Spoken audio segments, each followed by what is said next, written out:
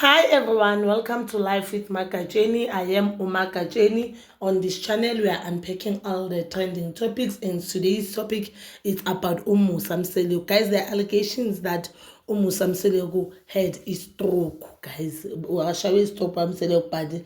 Ngenhlanhla enkulu nango Musa kaJehova now uphumile esibhedlela right. Guys, we've seen these days Musa ugcoka ama-specs, and I thought mina njengoba agcoka amantu is because mhlambe sakamdala. We know when abantu mabakhula baba nezinye izifo, and since it's someone who's working hard, obviously we know ukuthi uzoba nezinye izifo, your high blood or maybe eyesight yakho iba baby nyana. I thought it's just a normal thing, but I've noticed ukuthi uhlala kagcwele even on ama pictures wakhe kagcwele, kanti no, they are saying Musa Mseleku had a stroke. Guys, we know that Uthando nesthembu yabuya izodlala January on the 25th 2025.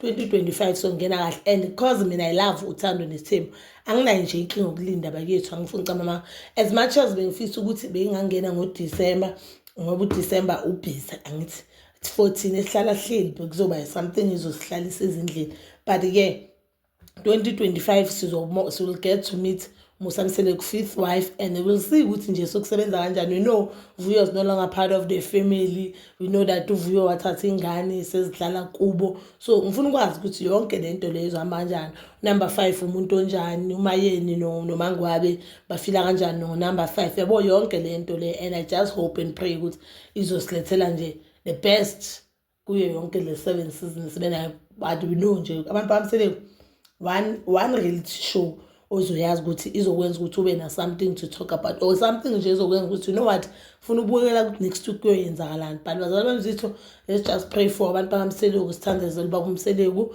ukuthi abe nempilo enhle, aphole, and konke kube kuhle. We know mos ukuthi we family man and we breadwinner kubo, abafazi bakhe abayi-2 if not 1 ama-housewives, and nalabantwana bakhe mean like abompumelelo bathembele kuye. So we can't just lose baba uMseleku.